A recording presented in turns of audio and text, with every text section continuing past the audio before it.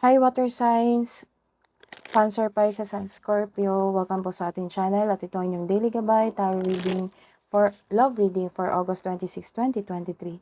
Please be reminded that this is general reading po, so maaari kayong makarelate o hindi. Just take what resonates. Gamitin ang reading na ito bilang gabay lamang. Balik po kayo dito bukas para sa ating daily gabay tarot reading for August 27, 2023. Please like, subscribe, and click bell button para updated po kayo sa daily tarot reading natin. Maraming salamat po. Ano po ang ganap today para sa mga singles, spirit guides? Ganap po today para sa mga singles.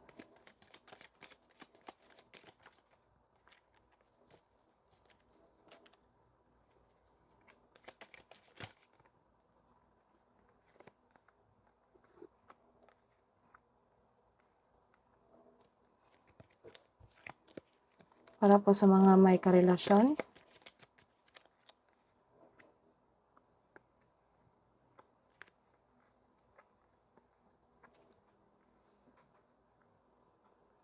Para sa mga single, you are taking a chance. You are open na magkaroon ng relasyon ngayon. You are decided na magkaroon ng relasyon, na magtanggap ng manliligaw. You are taking a risk. Ilan din sa inyo nagkaroon ng obsession sa isang tao. It might not be you, or ito yung bagong energy or manliligaw mo. It may be your past love. Nagkaroon ng obsession. Nagkaroon siya ng controlling. Kinokontrol ka niya kahit wala kayong relasyon. May relasyon in relationship. You are decided to make a healthy living. Making healthy choices also.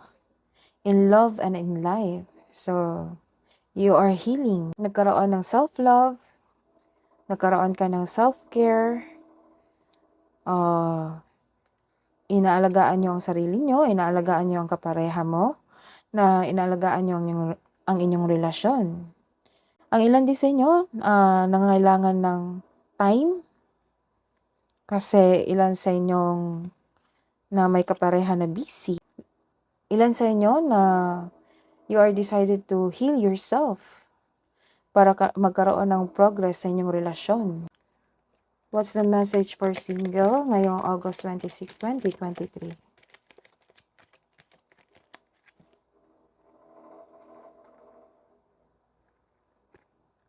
Para po sa mga relasyon.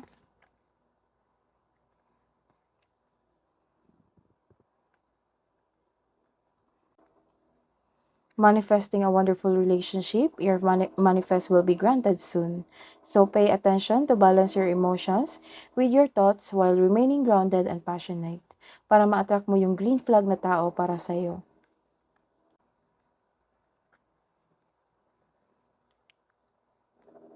Sa buhay single, busy kayo sa inyong trabaho, sa inyong pag-aaral. Kaya the advice is to control yourself. Give time to take care of yourself kasi masyado kayong busy sa inyong trabaho o pag-aaral. Naging hard worker ka dahil gusto mo nang ma-secure ang future mo. Pero dapat kailangan na you take care of yourself first.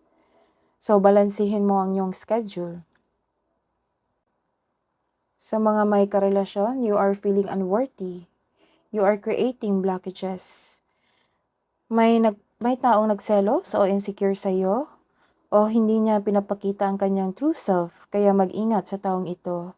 It might be nainggit ito kasi happy kayo sa inyong relasyon. Kaya mag-ingat sa taong ito na may balak na sirain ang inyong relasyon. Ilan din sa inyo nakaramdam ng insecurity o di kaya'y wala kang time sa sarili mo.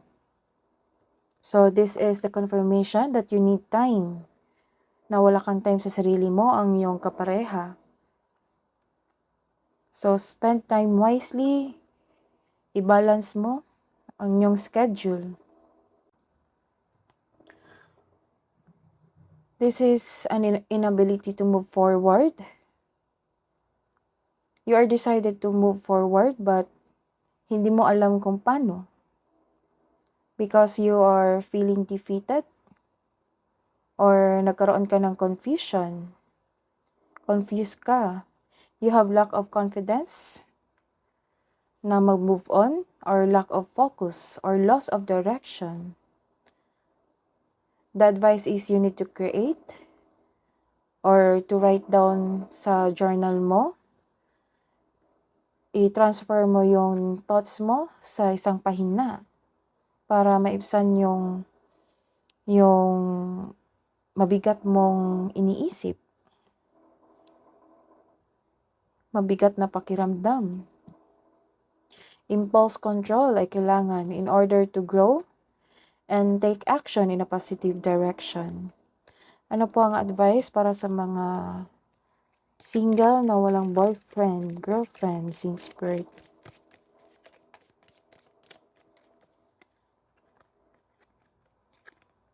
Remove the limiting labels you're wearing. What's the love advice for singles? Love advice po.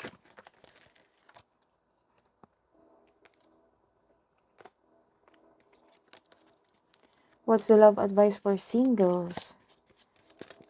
For water signs.